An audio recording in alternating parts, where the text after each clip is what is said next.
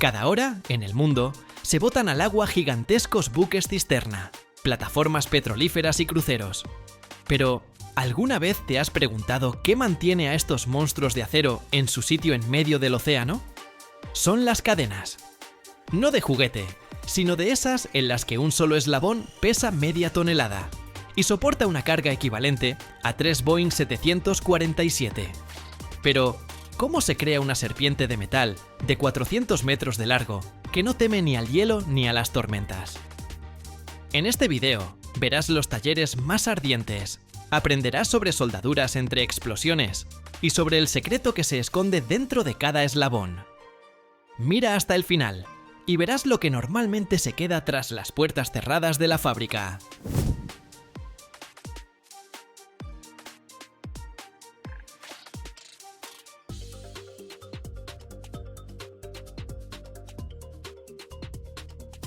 Todo comienza no en el taller caliente, sino en la acería, donde a partir de mineral y chatarra se funde un acero aleado especial. No es un metal común. Para la producción de cadenas que soportarán cargas de miles de toneladas, se necesita un acero de la más alta calidad, capaz de resistir no solo la tracción, sino también la fragilidad a las temperaturas extremadamente bajas de las aguas árticas y la corrosión incesante. Después de la fundición y el análisis de la composición química, el acero se vierte en moldes, de los que salen enormes lingotes cilíndricos. Estos lingotes, aún calientes, pasan por trenes de laminación, que con una fuerza increíble, comprimen y estiran el metal, convirtiéndolo en largas barras de acero de sección redonda. El diámetro de estas barras puede superar los 200 milímetros, el grosor del tronco de un árbol adulto. Después de enfriarse, se cortan en segmentos de una longitud determinada. Cada uno de estos segmentos es el futuro eslabón de una cadena gigantesca.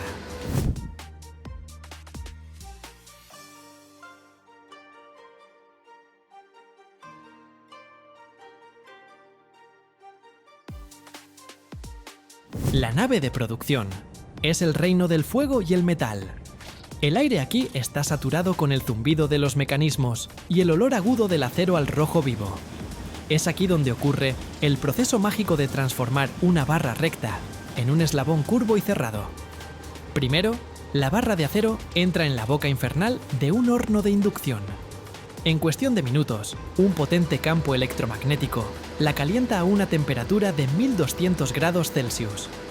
El metal se vuelve plástico y maleable, alcanzando un deslumbrante color rojo cereza al rojo vivo. A continuación, la barra incandescente se alimenta inmediatamente a una prensa de doblado. Manipuladores hidráulicos, con una facilidad que parece imposible para tal masa, la doblan alrededor de un molde especial, dándole su característica forma de U. Ahora llega el momento clave que distingue la creación de una cadena de cualquier otro proceso. La pieza en bruto, en forma de U, aún caliente, se enhebra a través del último eslabón ya terminado y enfriado de la futura cadena.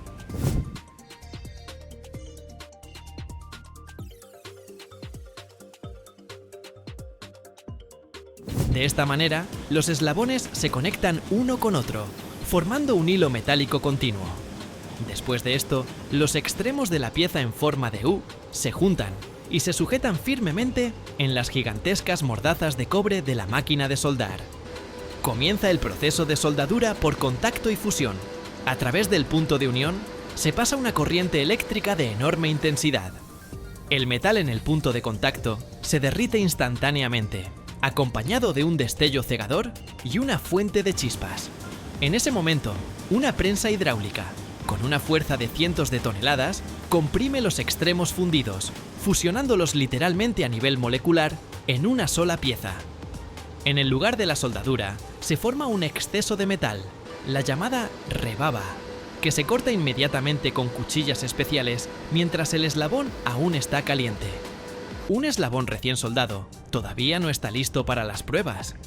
Para darle la máxima resistencia, hay que templarlo correctamente.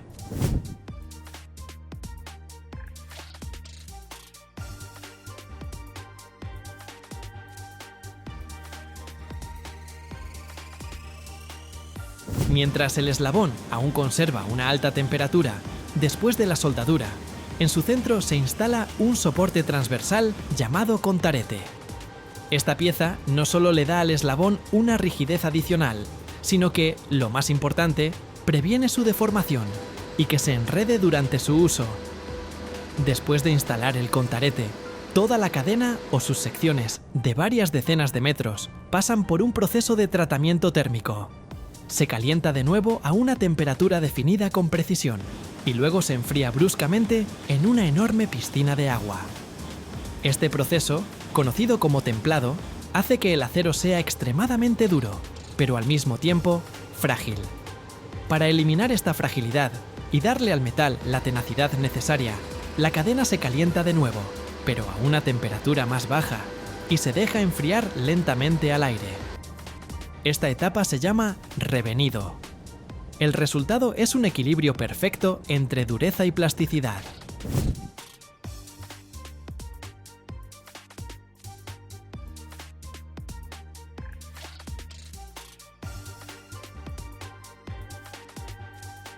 Ni un solo metro de la gigantesca cadena abandona la fábrica sin pasar por una serie de las pruebas más rigurosas. Es la garantía de que no fallará en un momento crítico. Primero, toda la cadena se somete a la llamada prueba de carga, Proof Load Test. Se sujeta en una máquina de pruebas especial, un gigantesco banco de pruebas hidráulico de decenas de metros de largo. La máquina comienza a estirar la cadena con una fuerza que supera considerablemente su carga de trabajo nominal.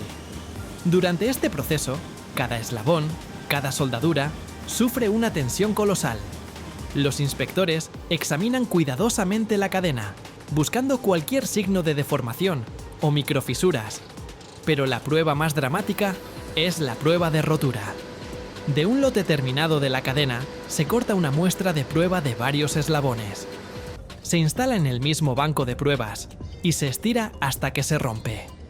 La fuerza registrada en el momento de la rotura debe superar varias veces los requisitos mínimos de las normas.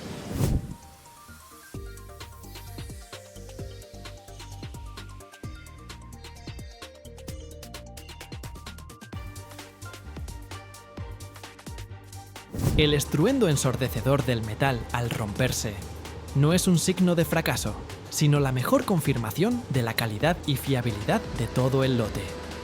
Después de las pruebas mecánicas, cada eslabón se inspecciona con ultrasonido y defectoscopia, por partículas magnéticas, para detectar cualquier defecto interno oculto. Solo después de pasar con éxito todas estas etapas, la cadena recibe su certificado de calidad y está lista para ser enviada. Cargada en el transporte, parece una serpiente de acero durmiente, lista para comenzar su silencioso servicio en las profundidades del océano, manteniendo firmemente en su lugar las mayores creaciones de manos humanas. Para las cadenas de la más alta categoría, esta carga puede superar las 1000 toneladas. Esto significa que la cadena se estira con una fuerza equivalente al peso de 3 Boeing 747. La carga mínima de rotura, es decir, la fuerza a la que se garantiza que la cadena no se destruirá, para tales productos a menudo supera las 1500 toneladas. Es una fuerza capaz de sostener en el aire todo un tren de mercancías cargado de carbón.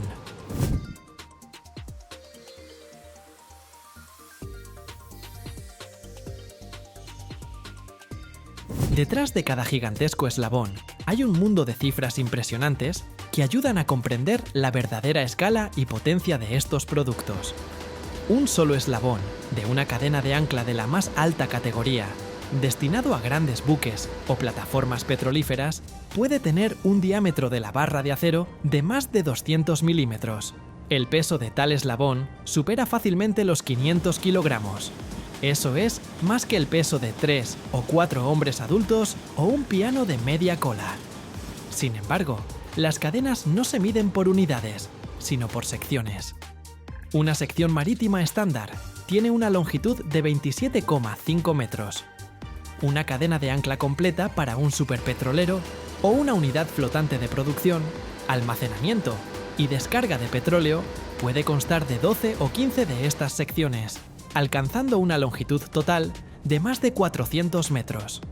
Su peso total supera fácilmente las 200 o 250 toneladas, lo que es comparable al peso de 2 ballenas azules adultas.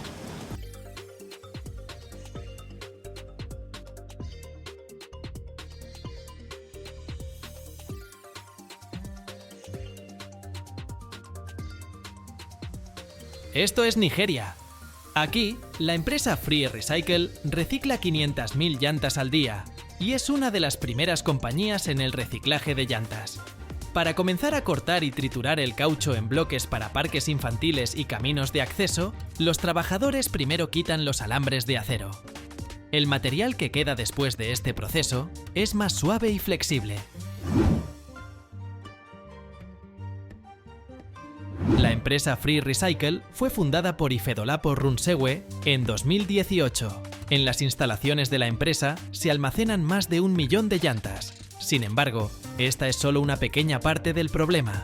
Cada año, las personas desechan casi 1.000 millones de llantas. En la mayoría de los países, simplemente se acumulan en vertederos, ya que su reciclaje se vuelve costoso y complicado.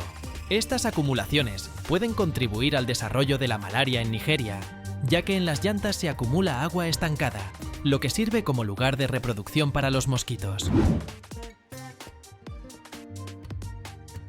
En Lagos y sus alrededores, el mayor megápolis de Nigeria, se concentra más de la mitad de todos los automóviles del país. Las llantas viejas, con toda probabilidad, terminan en manos de un técnico callejero como Samuel. Todas las llantas que no puede reparar, las guarda y vende a la empresa Free Recycle.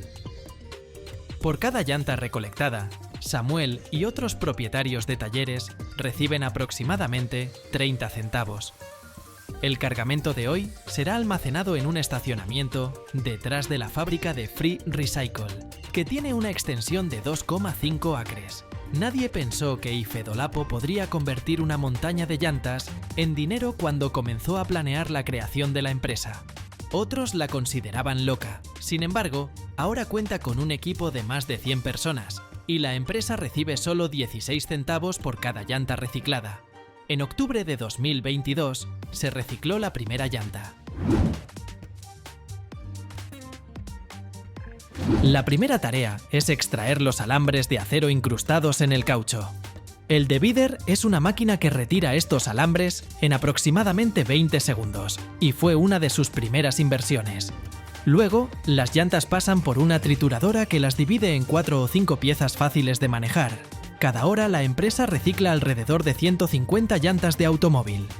Sin embargo, las llantas son difíciles de reciclar por las mismas razones que las hacen duraderas. La trituradora de llantas en la planta ubicada en las afueras de Lagos desgarra las llantas en pedazos.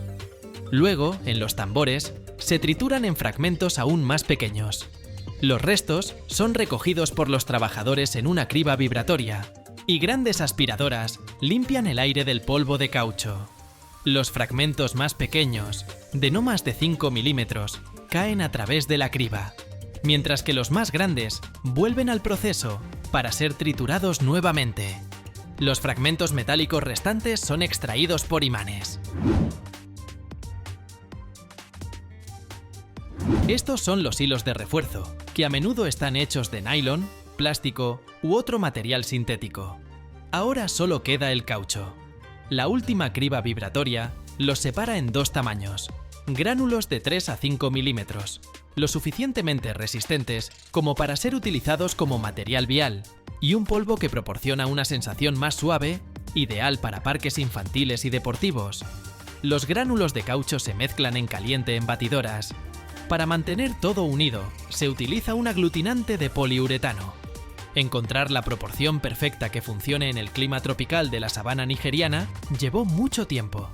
Lo que puede funcionar, digamos, en Europa, podría no ser adecuado aquí en cuanto a la combinación o fórmula. Todo lo que necesitas hacer es descubrir qué funciona mejor. El color se ajusta con tintes. La mezcla coloreada se añade primero a un molde en una capa delgada. Luego, el resto del bloque se llena con la mezcla de caucho sin color, lo que reduce el costo de producción. Después de esto, se prensa manualmente y se coloca en bandejas.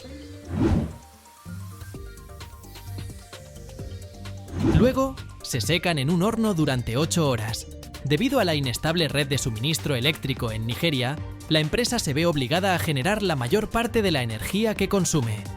Producimos el 80% de la electricidad dentro del país utilizando plantas de energía diésel. Los adoquines secos son retirados de los moldes por los trabajadores. En un solo día, producen casi la cantidad suficiente de piezas como para cubrir una cancha de tenis completa. De cada neumático se obtienen alrededor de 25 ladrillos de goma en forma de hueso de perro. Ahora están listos para ser enviados. El reciclaje de neumáticos es un negocio con un volumen de 12.000 millones de dólares en todo el mundo. La mayoría de estos neumáticos se reciclan y muchos se queman para generar energía en los Estados Unidos, Europa y Japón. El combustible derivado de neumáticos arde de manera más limpia que el carbón y es más económico que el gas natural. Sin embargo, en términos de emisiones, no es inferior a otros tipos de combustibles fósiles.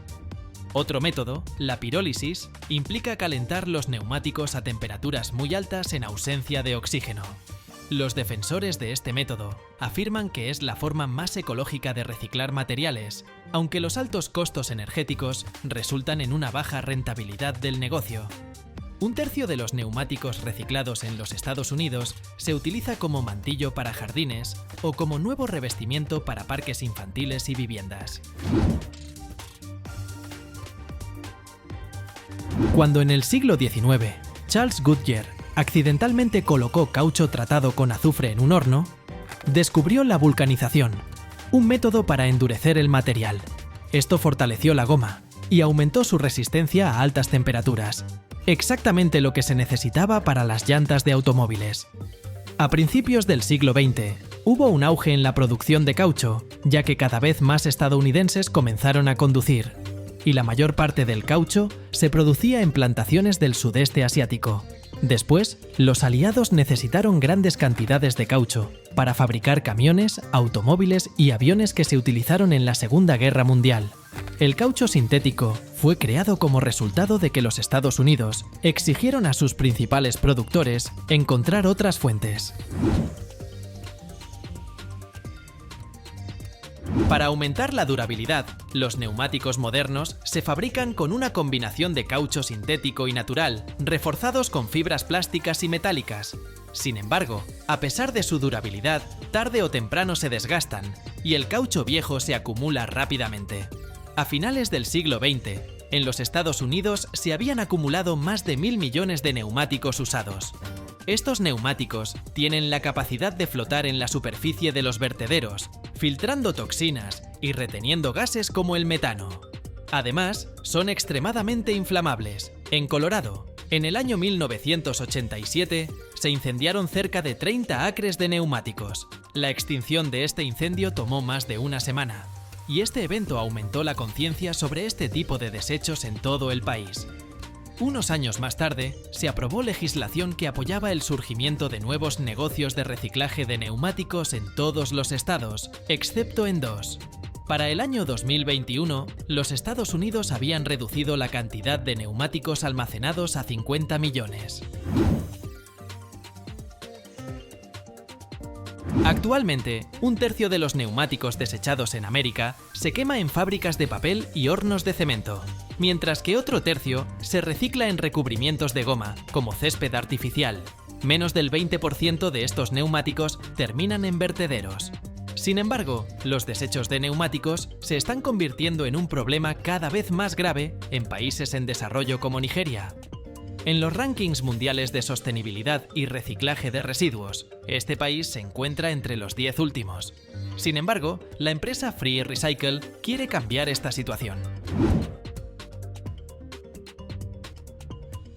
En Lagos, el pavimento para parques infantiles, como el de esta escuela internacional, es el producto más vendido por la empresa Free Recycle. Estamos muy satisfechos con su servicio. El producto funciona bien. Los niños pueden saltar con gusto sobre la gruesa goma, que también facilita la ampliación y reparación. Simplemente lo retiras y lo reemplazas cuando agregas nuevas estructuras o servicios. Free Recycle quiere cerrar todos los vertederos de neumáticos en Nigeria, pero por ahora el flujo de residuos sigue aumentando. Y esta no es la única preocupación de Ifedolapo.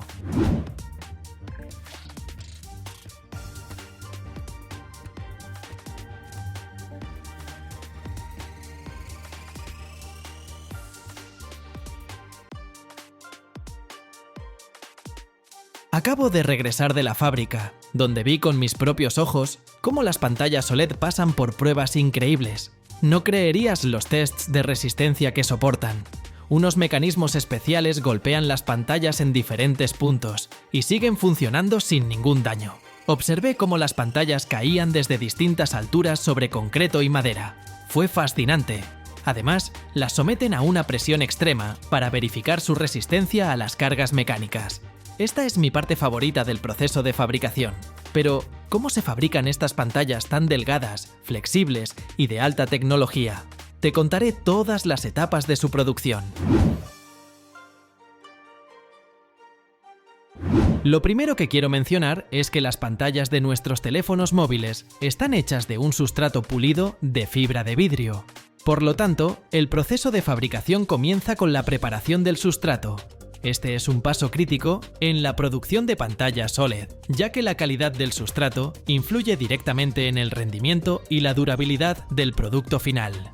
Generalmente, se utilizan dos tipos principales de materiales para los sustratos de las pantallas OLED. El primero es el vidrio, una opción tradicional que ofrece una excelente transparencia y rigidez mecánica. Los sustratos de vidrio se emplean con frecuencia en televisores y monitores. El segundo tipo de sustrato es el plástico. Los sustratos plásticos flexibles permiten la creación de pantallas delgadas y ligeras, ideales para dispositivos móviles y nuevos formatos.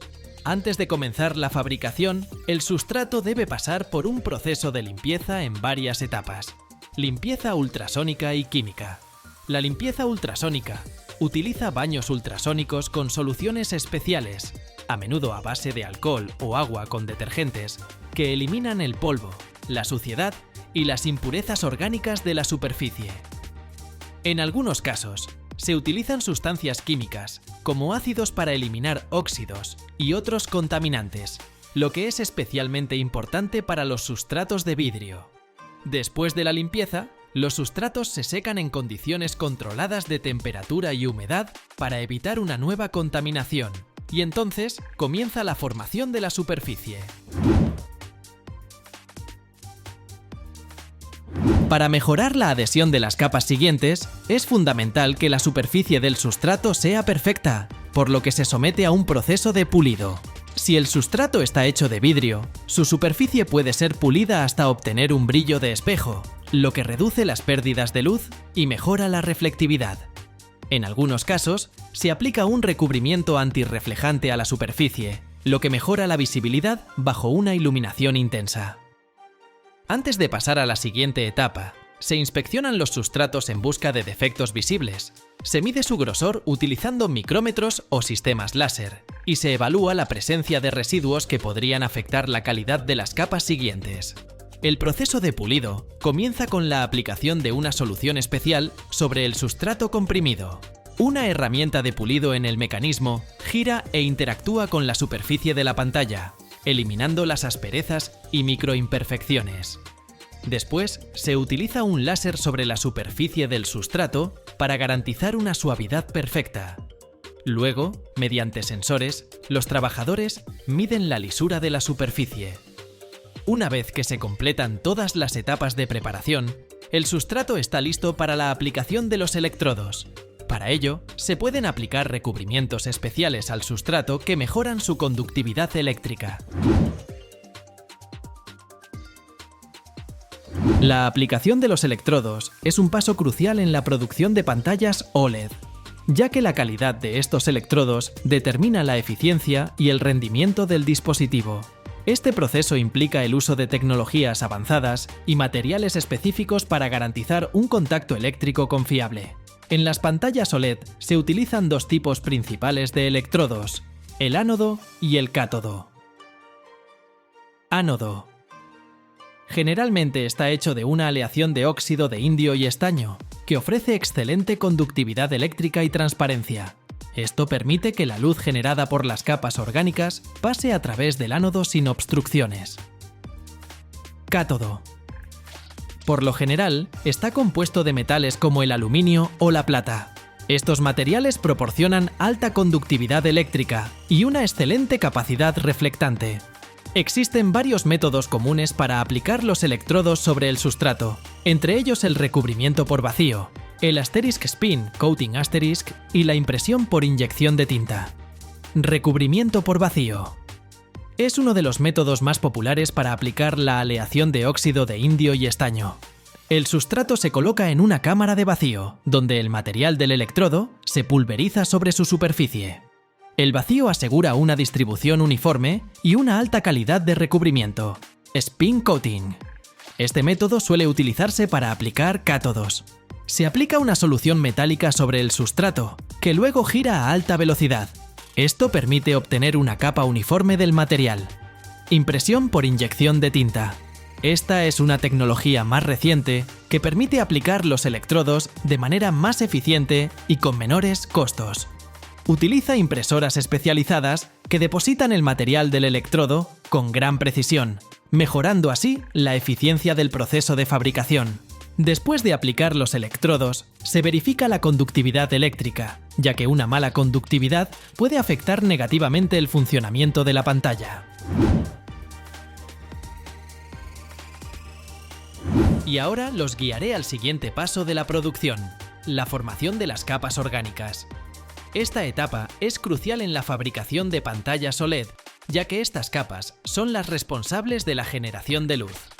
El proceso incluye varias fases importantes, cada una de las cuales es fundamental para la calidad general de la pantalla. Los componentes principales de las capas orgánicas son la capa emisora y las capas de transporte. La capa emisora es donde se genera la luz. Está compuesta de compuestos orgánicos que emiten luz cuando son excitados eléctricamente. Se utilizan distintos materiales para los diferentes colores de luz. Las capas de transporte facilitan el movimiento de electrones y huecos hacia la capa emisora. Estas capas pueden ser positivas o negativas. La elección de los materiales para estas capas es clave para la eficiencia del funcionamiento del OLED. Existen varias tecnologías para aplicar los materiales orgánicos sobre el sustrato preparado. La evaporación al vacío es uno de los métodos más comunes, donde los materiales orgánicos se calientan hasta su evaporación en una cámara de vacío. El vapor se deposita sobre el sustrato, formando una capa delgada.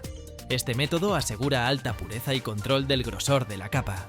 El recubrimiento por giro se utiliza para aplicar soluciones orgánicas líquidas.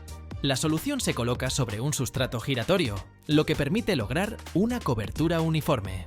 Este método es adecuado para aplicar capas de transporte.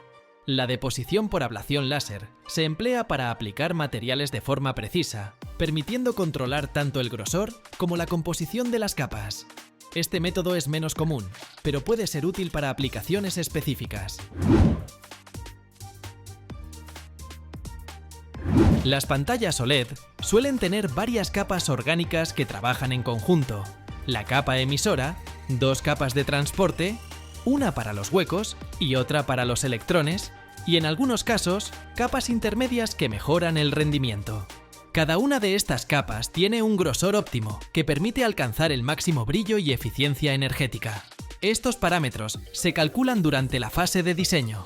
Después de la aplicación de los materiales orgánicos, se realiza un tratamiento térmico para eliminar los disolventes residuales y solidificar los materiales orgánicos, mientras se controla el nivel de humedad en el proceso para evitar la degradación de las capas orgánicas.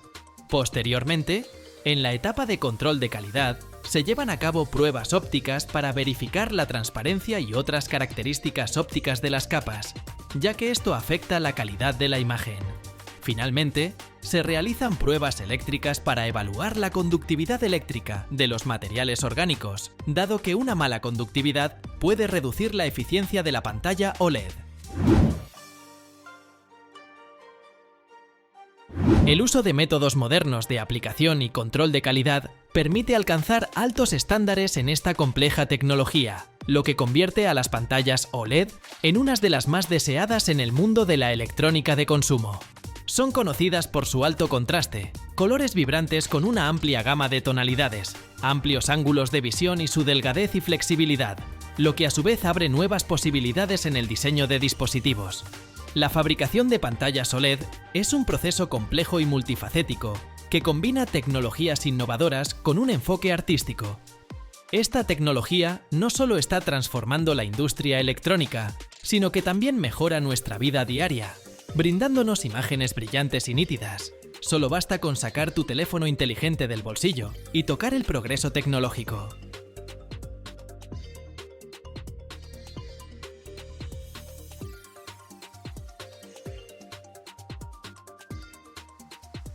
Imaginen un material cuya producción supera los 200 millones de toneladas al año y que constituye la base de la civilización moderna.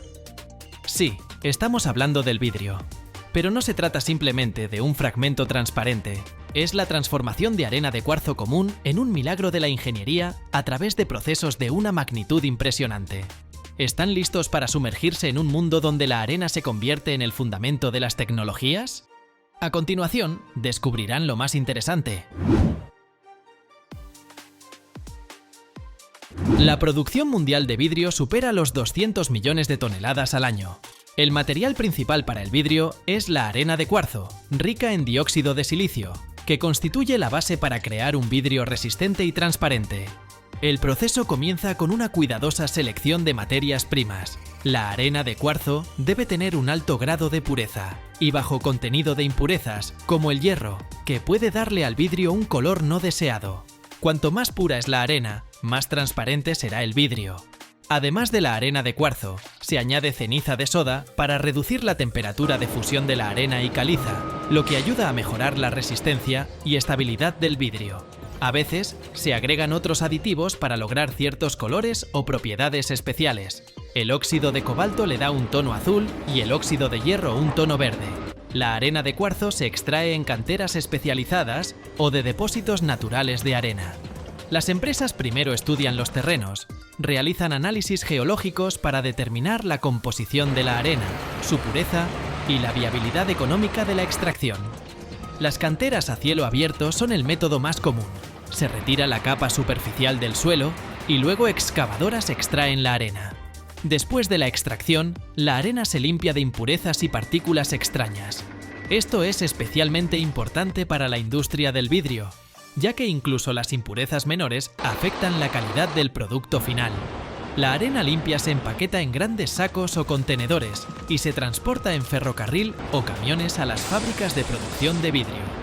Empresas especializadas, que se encargan tanto de la extracción como del procesamiento, suministran este material a las fábricas. Estas compañías suelen colaborar con los fabricantes de vidrio mediante contratos a largo plazo, ya que las fábricas necesitan un suministro estable y de alta calidad de materias primas. Las impurezas necesarias, mencionadas anteriormente, se mezclan cuidadosamente con la masa general de arena en grandes instalaciones industriales. Los mezcladores pueden ser de diferentes tipos: de tambor, de tornillo y de tipo turbulento. En los mezcladores de tambor, tambores giratorios de gran diámetro mezclan los componentes mediante rotación. Los mezcladores de tornillo están equipados con mecanismos especiales de tornillo que mezclan las materias primas a lo largo de una cámara alargada. Los mezcladores de tipo turbulento se emplean para mezclas intensivas. En este tipo, los componentes se mezclan dentro de una cámara gracias a la turbulencia creada artificialmente. Los componentes se agregan de manera gradual y en proporciones específicas. Para ello, se utilizan sistemas de dosificación automatizados que pesan y añaden cada ingrediente con alta precisión. Los dosificadores aseguran la proporción exacta de arena de cuarzo, sosa, caliza y otras impurezas. Tras la mezcla, se examinan muestras de la mezcla para verificar que cumpla con la composición química requerida. Si las proporciones no cumplen con los requisitos, el proceso de mezcla se repite o se ajustan las dosis. A veces se añaden componentes adicionales o se corrige la cantidad de los ya presentes. La mezcla final de materias primas se transporta automáticamente mediante cintas transportadoras directamente al horno de fusión.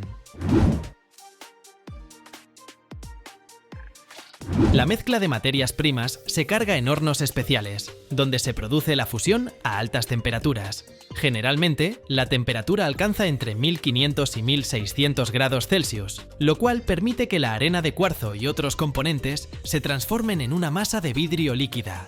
Durante la fusión, ocurren reacciones químicas, incluyendo la descomposición de la soda y la caliza, que contribuyen a la formación de una estructura vítrea estable. Para asegurar la calidad, la masa de vidrio debe ser homogénea y estar libre de impurezas. En el proceso de fusión se realiza la desgasificación, eliminando las burbujas de aire que se generan en la masa de vidrio. Para ello, se somete la masa a un mantenimiento prolongado a altas temperaturas, lo cual facilita la liberación de las burbujas de gas. La masa de vidrio fundido, una vez desgasificada, está lista para el moldeado. En líneas de producción de alta capacidad, el vidrio plano se forma a una velocidad de entre 400 y 600 metros por hora. Según las necesidades, se emplean distintos métodos para moldear las láminas de vidrio. El vidrio laminado, por ejemplo, se usa en áreas donde son importantes la resistencia mecánica y la economía, pero no es esencial una transparencia perfecta. Este tipo de vidrio se utiliza normalmente en ventanas y paneles de puertas en edificios no residenciales, divisiones y barreras, fachadas y techos, elementos decorativos en interiores, invernaderos y lucernarios. ¿Cómo se produce el vidrio laminado? La masa de vidrio fundida se pasa entre rodillos, formando una lámina uniforme del grosor deseado. El vidrio de ventana común se produce mediante el método de estirado. La masa de vidrio se eleva verticalmente, formando largas cintas que se enfrían gradualmente.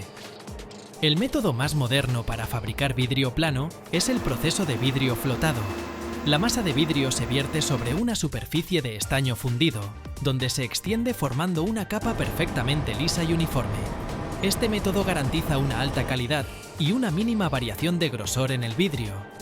Para fabricar botellas, frascos u otros envases, se utiliza el método de prensado o soplado, en el cual la masa de vidrio toma la forma deseada mediante aire comprimido o moldes especiales. Después del moldeado, el vidrio debe enfriarse gradualmente para evitar tensiones internas que podrían provocar su ruptura. Este proceso de enfriamiento se realiza en hornos especiales llamados leros, donde la temperatura disminuye gradualmente de varios cientos de grados hasta la temperatura ambiente.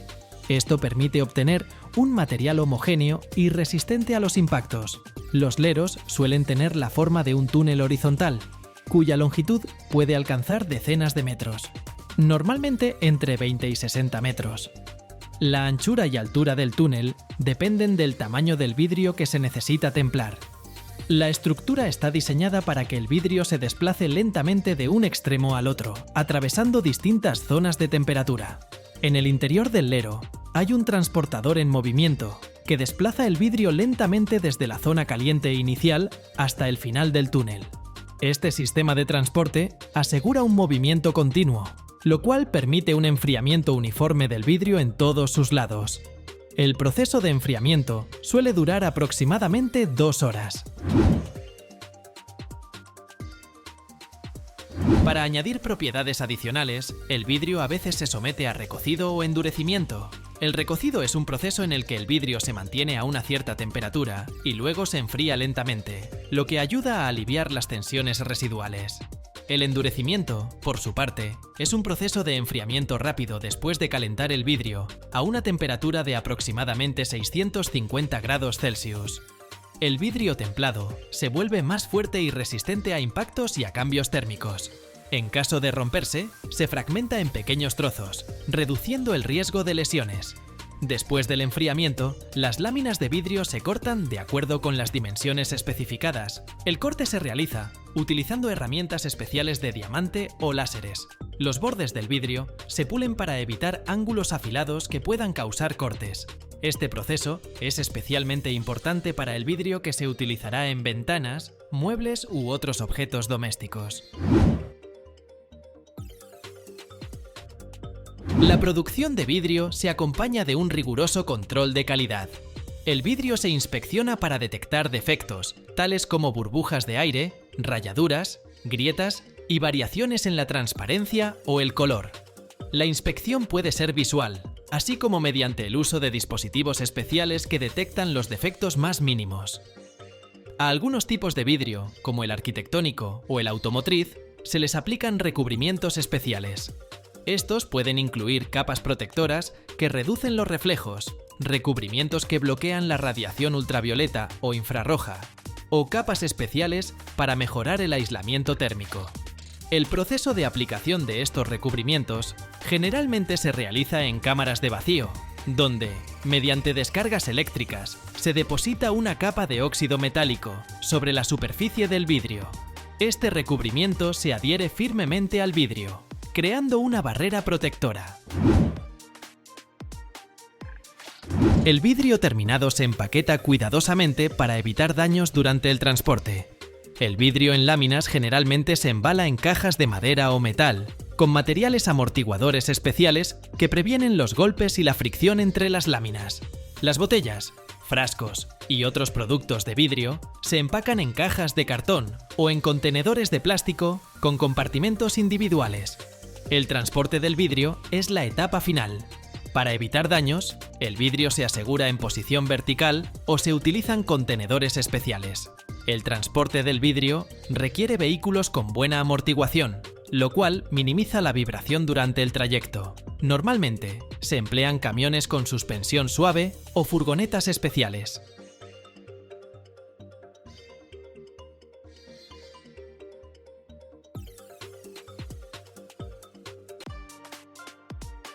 Según las previsiones, para el año 2030, la cantidad de baterías usadas de vehículos eléctricos alcanzará los 12 millones de toneladas anuales. Si no se desarrollan métodos efectivos de reciclaje, esto se convertirá en un enorme problema ecológico.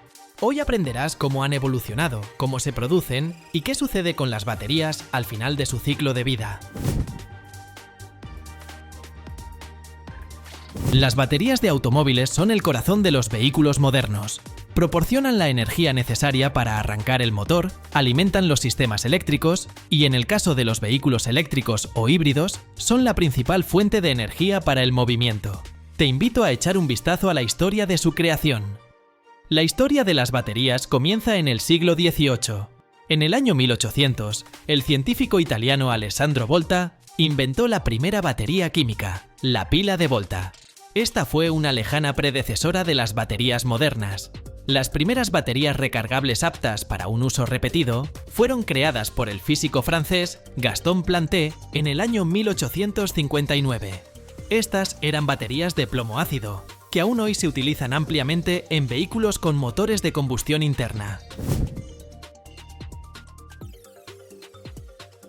El proceso moderno de fabricación de baterías para automóviles es un procedimiento complejo y de múltiples etapas, que requiere precisión y control de calidad. Te propongo analizar los detalles de la producción, tomando como ejemplo los tipos más populares: las baterías de plomo ácido y las de iones de litio. Para las baterías de plomo ácido, los materiales principales son el plomo, el dióxido de plomo, el electrolito, ácido sulfúrico y el polipropileno. El ácido sulfúrico actúa como electrolito, mientras que el polipropileno se utiliza para fabricar la carcasa. El plomo se obtiene de minerales o mediante el reciclaje de baterías antiguas. Este se purifica y se funde para su uso posterior. La obtención de plomo a partir de baterías antiguas es un proceso que combina la habilidad de la ingeniería con una especie de alquimia moderna. Primero, las baterías usadas se desmantelan. Se trituran en máquinas especiales que separan el plomo, el plástico y el electrolito. ¿No te parece que esto se asemeja a una versión de alta tecnología de una licuadora de cocina, donde todo se divide en sus componentes esenciales? Los componentes de plomo se envían a hornos de fundición, donde se calientan a temperaturas superiores a 600 grados centígrados. En este punto, el metal se transforma en un brillante flujo plateado del cual es difícil apartar la vista. Todo lo innecesario, como escorias e impurezas, se separa, dejando únicamente plomo puro. El plomo fundido y purificado se vierte en moldes donde se enfría y solidifica, convirtiéndose en lingotes perfectamente uniformes. Estos lingotes son la base para fabricar nuevas baterías. Lo más fascinante es que este plomo puede reciclarse una cantidad infinita de veces. Ya vivió en generaciones anteriores de baterías y, quizás, podría formar parte de la batería de tu automóvil. Los componentes principales de las baterías de iones de litio son el litio, el níquel, el cobalto, el manganeso, el grafito y el electrolito. El litio se extrae de lagos salinos en países de América del Sur, como Chile y Argentina, o de minerales en Australia. Para las baterías de plomo ácido, los electrodos se fabrican con placas de plomo que se recubren con sustancias activas, como polvo de plomo y dióxido de plomo. Observa cómo el plomo fundido se vierte en moldes o se lamina en hojas delgadas, que luego se cortan en las formas necesarias. Estas placas tienen numerosos orificios o celdas para mejorar la adherencia de las sustancias activas. La sustancia activa que recubre las rejillas se prepara en forma de una pasta espesa. Esta pasta se compone de polvo de plomo, agua, ácido sulfúrico y aditivos que mejoran las reacciones químicas. Ven conmigo a observar cómo se produce este polvo mediante la oxidación del plomo en molinos especializados, que lo transforman en un polvo fino con las propiedades necesarias. Preste atención a cómo las rejillas avanzan claramente a través del transportador automático, donde la pasta se aplica en ambos lados. Los rodillos de la máquina presionan la pasta contra la rejilla con una fuerza óptima para garantizar una cobertura uniforme y la penetración en las celdas de la rejilla. Los excesos de pasta se eliminan con cuchillas, dejando una capa perfectamente uniforme. Las rejillas cubiertas con la pasta se envían a cámaras de secado especiales. En estas cámaras, la pasta pierde humedad y se endurece, transformándose en una sustancia activa. Con el tema de las baterías de plomo ya lo tenemos claro. Ahora les mostraré cómo se fabrican las baterías de iones de litio. En las baterías de iones de litio, los ánodos se fabrican con grafito, mientras que los cátodos se producen a partir de óxidos metálicos, como el óxido de litio y cobalto. A continuación, pasamos al ensamblaje de las celdas del producto. Estas son los módulos básicos de una batería. En las baterías de plomo ácido, se ensamblan a partir de varias placas separadas por separadores. En las baterías de iones de litio, las celdas pueden ser cilíndricas, prismáticas o de tipo asterisk, pouch cells asterisk, que son celdas en sobres flexibles. Llenado con electrolito. En las baterías de plomo ácido se llena con una solución de ácido sulfúrico. En las de iones de litio se utiliza un electrolito a base de disolventes orgánicos que facilitan la transferencia de iones entre los electrodos. Las baterías terminadas se someten a una carga inicial, lo que permite activar las reacciones químicas. Cada batería se prueba para verificar que cumpla con los parámetros establecidos: voltaje, capacidad y resistencia a las descargas. Posteriormente, las baterías de plomo ácido se colocan en carcasas de polipropileno. Por su parte, las baterías de iones de litio pueden ensamblarse en módulos que luego se integran en un gran bloque de baterías para vehículos eléctricos. La producción de baterías es un proceso que consume mucha energía y tiene un impacto significativo en el medio ambiente.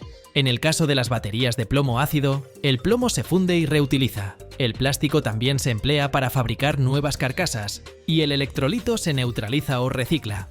Sin embargo, la situación con las baterías de iones de litio es mucho peor. Solo alrededor del 5% de estas baterías son recicladas.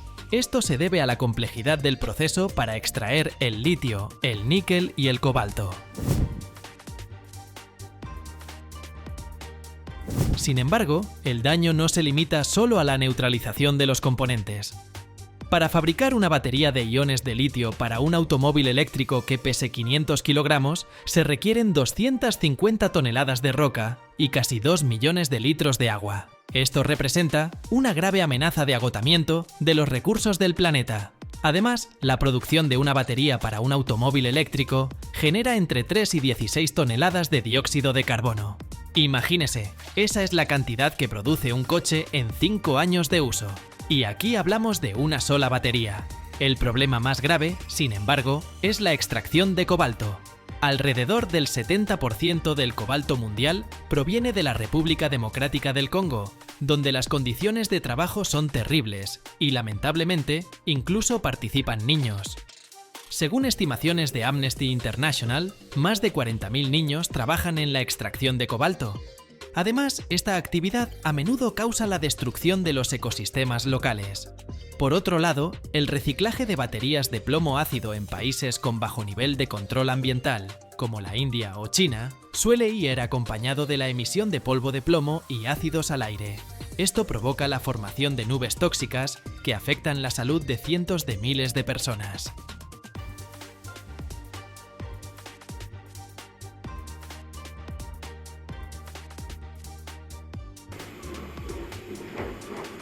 Imagínate, compadre, cada año se reciclan en el mundo más de 1.800 millones de toneladas de chatarra. Equivale al peso de más de 200 torres Eiffel cada día. Ahora ponte a pensar, tu viejo auto, esa lavadora oxidada o incluso una simple lata de aluminio pueden tener una segunda vida. ¿Cómo sucede eso? Te vamos a mostrar el apasionante recorrido del metal, de la chatarra a coches, puentes y hasta obras de arte. Prepárate para ver cómo un montón de fierro viejo puede llegar a cambiar el mundo. Típico: un auto antiguo abandonado en el patio, una lavadora de hace 1000 años o trozos de metal oxidado en el garaje. ¿Qué hacer con todo ese tiradero? La mayoría simplemente quiere deshacerse de él, pero en realidad esas cosas tienen un valor enorme. Pueden transformarse en coches nuevos, en materiales de construcción o hasta en utensilios de cocina. Fíjate que los científicos descubrieron que en la antigua Roma ya fundían espadas de bronce para reutilizarlas. Imagínate, entregabas tu espada y al rato se convertía en una olla. Ahora, supongamos que te animas a llevar tu viejo auto a un centro de acopio. ¿Qué pasa después? Primero, lo reciben en una estación especializada, donde se pesa para saber cuánto metal hay. Por cierto, casi todas las partes de un auto se pueden reciclar, desde el chasis hasta las manijas de las puertas. Después, el metal se separa en 3 categorías. Metales ferrosos, hierro y acero, que representan alrededor del 70% de toda la chatarra. Metales no ferrosos, aluminio, cobre, níquel, muy valorados por ser ligeros y resistir la corrosión. Materiales peligrosos, plomo, mercurio o ácido de batería, que requieren un manejo especial. En algunas plantas, incluso usan robots que, con sensores láser, identifican distintos tipos de metal. Pura innovación. Tras este proceso, el material pasa a los trituradores. ¿Alguna vez viste cómo un coche entero desaparece dentro de un mecanismo gigante con cuchillas superpotentes? Exacto. Es ahí donde se hace pedazos hasta el tamaño de un puño. ¿Por qué es importante? Pues el metal triturado es más fácil de transportar, fundir y moldear. Luego de triturarse, los pedazos entran a una línea donde se realiza la separación magnética. Enormes electroimanes extraen de la mezcla todo lo que contenga hierro y acero. Los metales no ferrosos, que no reaccionan al imán, pasan a otras cintas específicas. Por cierto, el aluminio suele recogerse usando corrientes de Foucault, un fenómeno físico que crea un campo electromagnético para empujar los fragmentos de aluminio. Es toda una ciencia. Y no creas que solo los autos terminan en la trituradora. Grandes barcos de carga, tras décadas en alta mar, también se convierten en chatarra para luego transformarse en rieles de tren o incluso monumentos. De hecho, parte del acero del legendario Titanic terminó siendo reciclado. Ha llegado la hora del momento más candente. El metal troceado y clasificado entra al horno alto, donde se calienta a más de 1500 grados Celsius. Una temperatura de locos. Lo más interesante, este proceso casi no libera nuevos gases contaminantes, porque la mayoría de las plantas modernas operan con un sistema de ciclo cerrado. Por ejemplo, el calor que sobra se reutiliza para calentar otras áreas de la planta o para distintas líneas de producción. Al final, se obtiene un metal líquido puro, que luego se vierte en moldes. Pueden ser lingotes, láminas o hasta alambres. Parecería el final de la historia, pero apenas es el comienzo. Ese metal renovado sirve para un sinfín de creaciones. Automóviles. En un coche nuevo, hasta un 30% del acero puede provenir de autos viejos. Materiales de construcción. Vigas, tuberías, varillas, todo hecho con chatarra reciclada. Electrodomésticos, lavadoras, refrigeradores o microondas. Latas de aluminio. Pueden volver a estar en el mercado en tan solo 60 días. ¿Sabías que en California hay un puente construido casi en su totalidad con acero reciclado? Cerca del 85% del metal provenía de estructuras antiguas, volviéndolo ecológico, económico y súper resistente. De hecho, Estados Unidos es líder en reciclaje de metales. Cada año recicla más de 56 millones de toneladas de acero, más de lo que pesan todos los autos que circulan diariamente en su territorio. En serio, sin el reciclaje de chatarra, la vida sería más complicada. Imagínate que toda esa cantidad de acero y aluminio terminara en vertederos. Hablamos de millones de toneladas de basura. Además, producir metal nuevo desde el mineral demanda mucha más energía que reciclarlo. Por ejemplo, el reciclaje de aluminio ahorra hasta un 95% de la energía. Eso significa que la energía que se ahorra al reciclar una sola lata de aluminio es suficiente para que tu laptop funcione cerca de 3 horas. ¿Sabías que el aluminio de los aviones militares de la Segunda Guerra Mundial a menudo se volvió latas para refrescos? ¿Quién sabe? A lo mejor tu lata favorita de soda tiene un pasado en la aviación. Aunque no tengas una planta de reciclaje, cada uno de nosotros puede aportar su granito de arena. ¿Cómo? Lleva tus electrodomésticos viejos o tu auto a puntos especializados, no tires las latas de metal y compra productos con etiquetas que indiquen material reciclado. ¿Y qué pasa con los materiales peligrosos de los que hablamos al principio del video? Los restos clasificados de aceites usados, ácido de baterías, mercurio de dispositivos o asbesto de vehículos pasan por un proceso de eliminación especializado. Los aceites y ácidos se neutralizan o se incineran en instalaciones diseñadas para destruir toxinas. Las baterías se desmontan, separando el ácido y el plomo, que luego se procesan por separado. El mercurio y otros elementos tóxicos se extraen para su almacenamiento seguro o reciclaje. El asbesto de las pastillas de freno o de autos antiguos se elimina empaquetándolo herméticamente para su entierro en vertederos especializados. Todo esto está estrictamente supervisado por agencias ambientales para minimizar el impacto en el medio ambiente. Por si fuera poco, la chatarra también sirve para crear arte. Escultores de todo el mundo hacen piezas sorprendentes con metal reciclado. En Brasil, por ejemplo, existe un dragón gigante de 10 metros hecho con bicicletas viejas. Y en Australia levantaron una escultura de ballena íntegramente con chatarra para concientizar sobre la contaminación marina. En Estados Unidos hay un barrio donde la mayoría de sus estructuras se fabricaron casi por completo con metal reciclado, desde los techos hasta las farolas de la calle. En muchas ciudades, las tapas de alcantarillas se hacen de autos viejos y de lavadoras descompuestas. ¿Quién lo diría? Tal vez ese Opel viejito que tenías ahora cubre alguna tubería bajo tierra. La próxima vez que veas un refrigerador oxidado o un auto abandonado, piensa en su potencial oculto, porque en lo que muchos llaman simple basura, en realidad se esconde la posibilidad de una nueva vida y de un futuro sostenible para nuestro planeta.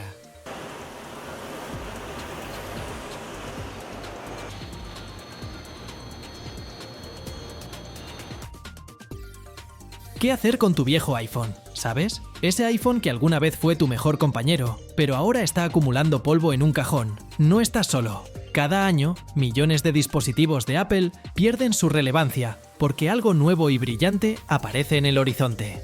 Pero aquí surge la pregunta: ¿qué pasa con los dispositivos antiguos de Apple? No desaparecen simplemente en la basura. La empresa tiene todo un ecosistema dedicado a darles una segunda vida o reciclándolos de manera adecuada. ¿Has oído hablar del programa Apple Trade-in? Es básicamente una forma de intercambiar tu viejo dispositivo por un descuento para comprar uno nuevo. Pero, ¿qué sucede después? ¿Tu teléfono realmente solo se revende? Todo depende del estado del dispositivo. Si tu iPhone o MacBook está en perfecto estado, lo restauran y lo venden como equipo certificado. Estos dispositivos cuestan menos, pero funcionan como nuevos. Por ejemplo, en el año 2022, Apple revendó más de 10 millones de dispositivos restaurados. Una excelente opción para quienes quieren ahorrar y para el medio ambiente. El término restauración se refiere al proceso mediante el cual un dispositivo viejo se deja en condiciones casi nuevas. Apple lo llama refurbished e incluye varias etapas. Los técnicos revisan el dispositivo buscando grietas, rayones, botones desgastados y prueban sus funciones principales, como el rendimiento del procesador, el estado de la batería y la calidad de la pantalla. Si alguna pieza está defectuosa o muestra signos de desgaste, se reemplaza por una nueva o restaurada. Por ejemplo, podrían instalar una batería o pantalla completamente nueva. Luego, el dispositivo se limpia a fondo para eliminar cualquier rastro de uso y se actualiza el software a la última versión disponible. Los dispositivos restaurados se someten a las mismas pruebas de calidad que los nuevos: velocidad, imagen, sonido, conexión a Internet, etc. Finalmente, se empaquetan en una caja nueva con todos los accesorios necesarios. Para el cliente, esto significa tener un dispositivo casi nuevo, apoyando al mismo tiempo un enfoque más sostenible. Pero, ¿qué pasa si tu dispositivo ya ha visto mejores días? Por ejemplo, si la pantalla está rota y la batería dura solo 1 hora, Apple también encuentra una utilidad para él. ¿Qué sucede con los dispositivos que ya no se pueden reparar? Ahí entra en acción Daisy, un robot creado por Apple para desarmar viejos iPhones. Daisy trabaja con una precisión asombrosa. Descompone el dispositivo en piezas en cuestión de minutos, extrayendo baterías, chips, cámaras e incluso metales raros que contienen los teléfonos. Las cifras son impresionantes. Daisy puede desarmar más de 1 millón de dispositivos al año. Estas piezas luego se clasifican y se envían para ser recicladas. Por ejemplo, metales raros como el litio y el cobalto se reutilizan para fabricar nuevas baterías. Daisy no es solo un robot, sino un sistema completo para desarmar viejos iPhones, diseñado por ingenieros de Apple para la reutilización y reciclaje de componentes. Aunque la empresa no ha revelado el espacio exacto que ocupa Daisy, se sabe que es similar a una línea de producción automatizada que puede operar en áreas limitadas. Probablemente, su tamaño sea comparable al de varios contenedores de carga, dado que maneja grandes volúmenes de dispositivos. El desarrollo de Daisy comenzó con un modelo previo llamado Liam, lanzado en el año 2016. Los ingenieros y especialistas en robótica de Apple crearon a Daisy como una versión mejorada de Liam. Su creación fue el resultado de una colaboración entre el equipo de sostenibilidad ambiental de Apple y los ingenieros de automatización. El objetivo principal era optimizar el desmantelamiento de los iPhones para conservar materiales valiosos que normalmente se pierden en los procesos de reciclaje convencionales. Daisy desarma los iPhones con una precisión extraordinaria. Puede desmontar hasta 200 dispositivos por hora, separando hasta 15 componentes diferentes, como baterías, pantallas, tornillos y módulos de cámaras. Aunque el proceso está automatizado, los ingenieros supervisan su eficiencia y seguridad. Tras el desmantelamiento, cada componente se envía a reciclaje. Metales raros como el cobalto, oro y platino regresan al ciclo de producción, mientras que otros materiales como plástico y vidrio se reutilizan. Daisy forma parte del Programa Global de Responsabilidad Ambiental de Apple, que busca fabricar productos sin dañar el medio ambiente. La mayoría de las empresas simplemente eliminan los dispositivos, pero Apple los convierte en recursos. ¿Recuerdas el MacBook?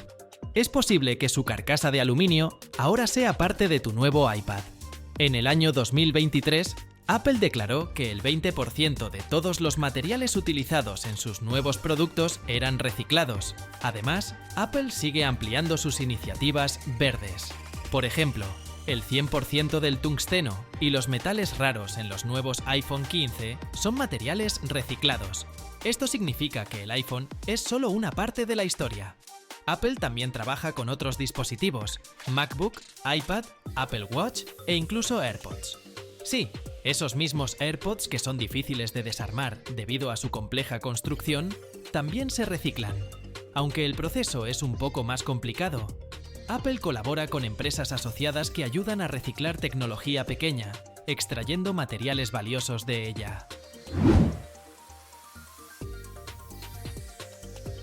MacBook y AirPods tienen diseños mucho más complejos y menos estandarizados.